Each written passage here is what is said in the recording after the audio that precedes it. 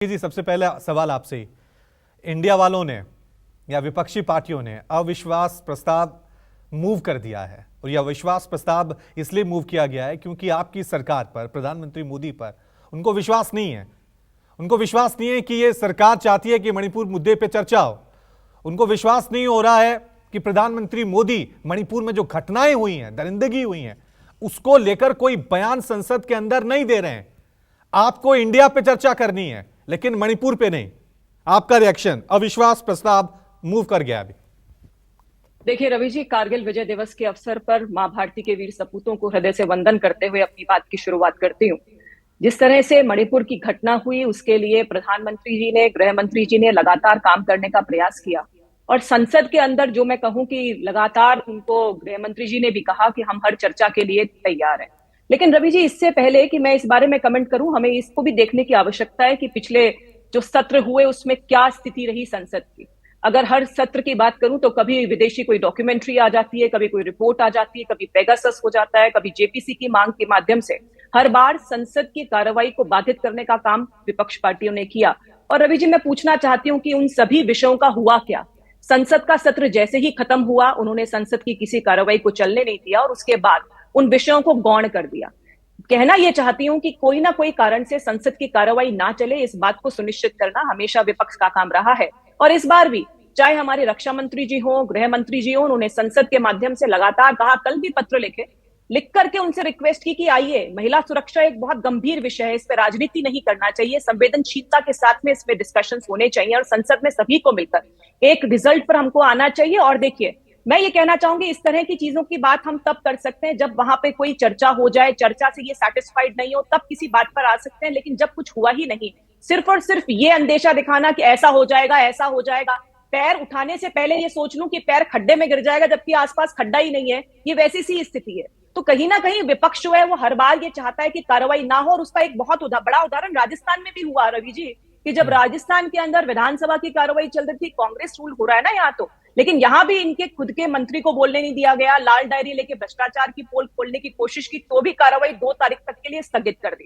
कहने का मतलब, संसद की कार्रवाई हो चाहे विधानसभा में जहां ये रूलिंग में है उनकी कार्रवाई हो, कहीं पर भी जनता की बात को सुनने का काम कांग्रेस पार्टी नहीं करना चाहती। हम अभी भी तैयार हैं, चाहे किसी भी राज्य की हम बात कर ले, हर जगह ये जरूरी है कि लॉ एंड ऑर्डर की स्थिति कंट्रोल में अगर आप तैयार हैं, अगर आप तैयार हैं तो आप रूल 267 के तहत चर्चा क्यों नहीं कर रहे हैं? क्यों आप पड़े हुए? 2-3 घंटे ज्यादा जो हैं उस पर चर्चा हो जाएगी, देश को ज्यादा जानकारी मिल जाएगी, ज्यादा पार्टियां अपना पक्ष रख पाएंगी। तो आप क्यों उलझे हुए हैं कि नहीं बस हमें इसी नियम पे चर्चा करनी है, उस नियम पे चर्चा नहीं करनी है? आप जिद पे क्यों अड़े हुए हैं? अगर आपकी सरकार ने वहां पे काम किया है, अगर वहां आपकी सरकार ने सही एक्शन लिया है, तो आप इस जिद पे क्यों अड़े हैं कि इसी नियम पे चर्चा होगी, उस नियम पे नहीं होगी? रवि जी देखिए, लगातार संसद के जो सत्र रहे उसमें देखा कि विपक्ष का क्या रवैया रहा, और मैं शर्तिया कह सकती हूं इस बात को कि अगर रूल का इशू नहीं होता तो कोई और इशू होता।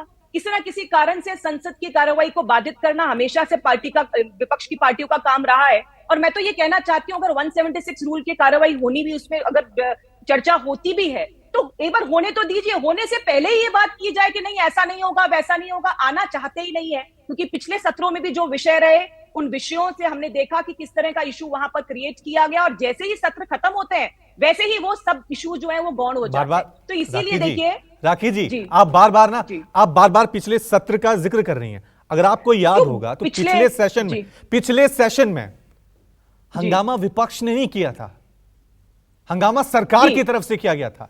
सदन की कार्रवाई पहली बार, अगर पिछले 20-30 सालों में देखूं तो पहली बार सदन में, लोकसभा में, राज्यसभा में सरकार हंगामा करती नजर आई। और किस मुद्दे पर? राहुल गांधी के मुद्दे पर, राहुल गांधी के मुद्दे पर। तो यह तो पूरी जनता को नजर आ रहा है ना कि चाहे वो विपक्ष हो चाहे वो सरकार हो, वो जो मूल भावना है संसद की, उसका रिस्पेक्ट कोई भी नहीं कर रहा है। देखिए रवि जी, चर्चा होनी चाहिए संसद के अंदर, और यही काम विपक्ष और पक्ष का है। पक्ष हमेशा ये चाहता है कि चर्चा हो। मणिपुर में जो काम किया, और देखिए रवि जी, हमारे पास तो मणिपुर के काम को बताने के लिए बहुत कुछ है। आप बताइए, कौन से ऐसे प्रधानमंत्री थे जो कि जाकर के मणिपुर या नॉर्थ ईस्ट के किसी भी स्टेट में गए? पिछले 50 साल से पुरानी ये समस्या है, और हमने देखा कि यूपीए गवर्नमेंट जब रही तो 8,500 से ऊपर के इंसिडेंसेस हुए, 2,000 से ऊपर के लोग वहां पे उन्होंने अपनी जान गंवाई। अभी भी अगर आप देखें तो 6 साल के कार्यकाल के अंदर इन घटनाओं को, जो 4700 घटनाएं हुई थी यूपीए गवर्नमेंट में मणिपुर में, उसको कम करके हमने लगभग 1000 के आसपास किया। जो बैकलॉग बहुत 6-6 महीने का हुआ करता था, उसको कंट्रोल करने का काम किया। कौन से गृह मंत्री जी हर बार बताइए कब गए? नहीं गए कभी भी। तो प्रयास तो देखिए हम लोगों ने किया है। सवाल इसलिए इस पे उठ रहे हैं, सवाल इसलिए उठ रहे हैं, करने में समय लगेगा। सवाल इसलिए उठ रहे हैं राखी जी जी कि जो मणिपुर से एक वीडियो सामने आया है, उसका बयान प्रधानमंत्री मोदी जिस दिन देते हैं उससे ठीक एक दिन पहले वो वीडियो वायरल होता है। लेकिन ये घटना कब होती है? 80 दिन पहले घटना होती है। 80 दिन पहले यह घटना होती है। यानी यह खबर मणिपुर से दिल्ली में पहुंचने के लिए 80 दिन लग जाते हैं। तो सवाल यह है कि इस खबर को दिल्ली तक पहुंचने के लिए 80 दिनों तक यह रुकी रही या किसी ने रोका इसको? और क्या ये खबर, क्या ये जो माफी आई है, क्या ये खबर दिल्ली तक, गृह मंत्रालय तक, प्रधानमंत्री मोदी तक 4 मई को घटना हुई है तो 5 मई तक नहीं पहुंची होगी, 6 मई तक नहीं पहुंची होगी? क्यों इंतजार किया गया कि ये वीडियो वायरल हो तब जाके रिएक्शन सामने आए?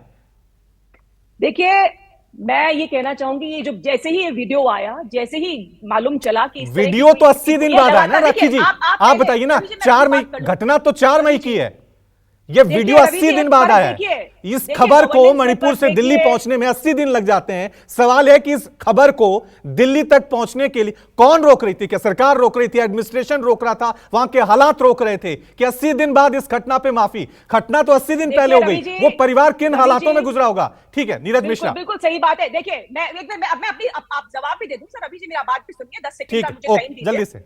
देखिए, आपने जो कहा उस घटना के लिए दुख हमें भी है, उसके लिए पूरी संवेदना के साथ में काम कर रहे हैं, लेकिन कम से कम सरकार मान रही है कि वहां पे काम करने की आवश्यकता है। राजस्थान की तरह नहीं है, जो राजस्थान में मानने को तैयार नहीं कि यहाँ पे बहू बेटियां जो है उनकी सुरक्षा प्रॉब्लम में है। यहाँ तो जो आवाज उठाता है उसको नीचे बर्खास्त कर दिया जाता है। इनकी खुद की जो एमएलए है यहाँ की, दिव्या मदेरणा, वो कहती है कि मैं सुरक्षित नहीं हूं। तो कम से कम सरकार वहां पे कॉग्निजेंस लेकर के काम करने का प्रयास कर रही है, वहां पे जो सुधार की आवश्यकता है वो कर रही है। और एक बात बहुत इंपॉर्टेंट है, राजस्थान जैसे स्टेट जहां पे कांग्रेस रूल कर रही है, इनकी पृष्ठभूमि, और मणिपुर जैसे नॉर्थ ईस्ट के जो स्टेट्स है उनकी पृष्ठभूमि को भी ध्यान में रखने की आवश्यकता है, क्योंकि किस पृष्ठभूमि के साथ मणिपुर हमें मिला, और राजस्थान जैसा शांतिप्रिय प्रदेश के अंदर लॉ एंड ऑर्डर की जो स्थिति खराब रही है उसको भी देखने की आवश्यकता है। मुझे लगता है हमें देश के हर एक राज्य को एक ही समान पृष्ठभूमि से देखना चाहिए। नीरज